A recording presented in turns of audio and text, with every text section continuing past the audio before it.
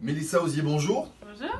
Alors, sauf erreur de ma part, Wending est une activité liée au mariage. Quel service proposez-vous? C'est ça. En fait, je propose des services d'organisation de mariage. Donc, je suis wedding planner.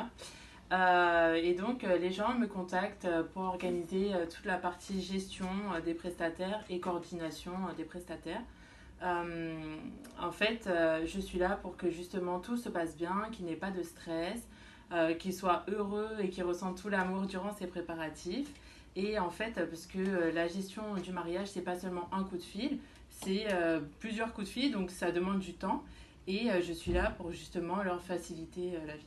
On va revenir tout à l'heure sur l'organisation du mariage, mais on connaît toutes les superstitions étroitement liées au mariage. Oui. Comment composez-vous avec toutes ces croyances? De quelle superstition parlez-vous? Mais généralement, on dit, bon, le marié ne doit pas toucher à l'enveloppe, ou le marié ne doit pas voir la robe du marié. Enfin, il y a toute une série de petites superstitions comme ça pour que le mariage soit heureux. Est-ce que vous avez des demandes un peu particulières? Non, pas spécialement, puisqu'en plus, je trouve que les traditions justement liées à ces superstitions ne se font plus trop. Par exemple, porter quelque chose de bleu, quelque chose d'ancien. Justement, c'est moi qui le propose aux mariés, parce que j'aime bien les traditions. Mais encore une fois, là, tout revient en fonction de chaque couple. Qu'est-ce qu'on vous demande? On vous demande d'absorber tout le stress de l'organisation. C'est ça.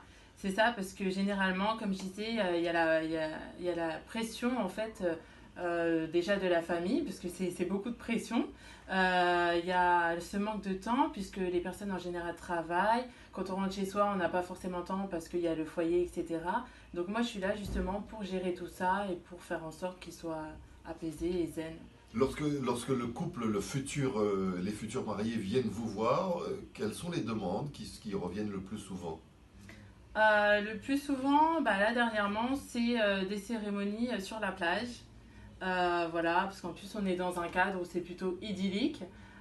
Donc voilà, c'est plus des cérémonies comme ça, intimistes, donc en petit comité sur la plage. Pour que mariage soit réussi, j'imagine qu'il vous faut pas mal de collaborateurs. Vous êtes combien à faire fonctionner tout ça? Oui, nous en fait, on est une équipe de trois. J'ai des prestataires avec qui je travaille. Donc, il y a les photographes, les musiciens, le DJ, le traiteur, la maquilleuse, créatrice de robes, etc. Il y a tout. C'est quoi un mariage réussi? Un mariage réussi, c'est quand, par exemple, une mariée me dit le jour J, j'étais zen, j'étais apaisée parce que je savais qu'elle était là. Donc, pour moi, c'est mission réussie. Vous avez le temps d'apprécier votre travail quand vous êtes, j'ai envie de dire, trivialement la main dans le cambouis. Vous avez le temps d'apprécier tout ça? Oui, oui, oui, parce que déjà, on discute avec les invités.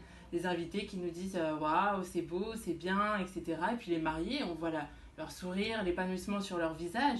Donc on profite de tous ces petits instants. Certes, on est les petites mains, mais on a le temps de regarder tout ça et c'est ce qu'il faut. Alors, faisons une liste pas complètement exhaustive, pas une liste exhaustive, mais des prestations que vous proposez aux mariés. Cherchez la salle, la musique, le Mhm. repas, dites-nous. Alors, chercher tous les prestataires, les gérer, m'occuper de la liste musicale, m'occuper aussi du thème, parce qu'il y en a qui ne savent pas forcément quel thème, donc je leur propose des thèmes, je m'occupe de toute la déco, je cherche la déco pour eux, j'installe la déco, j'aide à écrire leurs vœux. Voilà. On vous appelle combien de temps à l'avance? En général, c'est un an. Quand même. Oh, ouais, ouais, ouais, en général, un an, mais le plus court délai, ça a été un mois. Et en un mois, c'est un sprint. C'était un sprint, ouais, c'était serré parce que les prestataires de mariage sont bookés longtemps à l'avance. Mais bon, ça a été mission réussie. Donc, le soir, c'est vous la patronne ou ce sont les parents des mariés? Non, j'ai jamais eu de problème avec les parents des mariés. Donc, ils me laissent coordonner et puis on les prévient à l'avance. On a des échanges aussi avec eux. Donc, ils comprennent très bien notre rôle et non. Et après le mariage, vous gardez des relations avec... Oui, on peut les appeler vos clients. oui, oui, oui, bien sûr.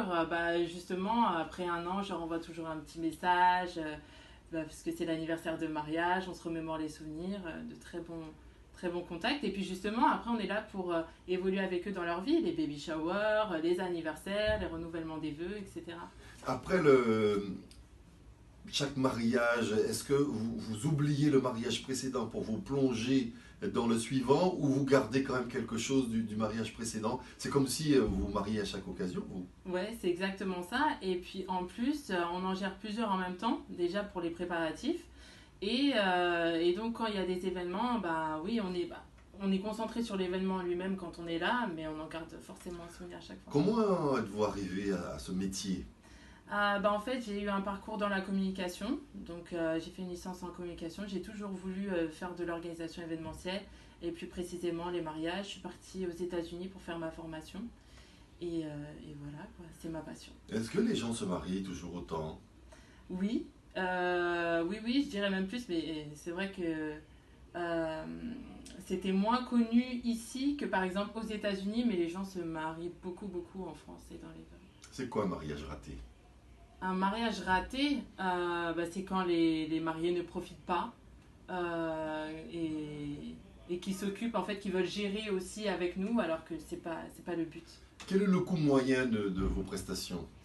Le coût moyen, alors ça dépend parce que j'ai des services à la carte et puis j'ai des services vraiment clés en main, donc ça ira de 350 à 3000. Ah oui, quand même. Ouais, Mais là, vous vous occupez de tout. de tout. Et puis c'est du travail, c'est beaucoup d'heures de travail. C'est durant un an, donc ouais, il y a tout clé en main. Cela vous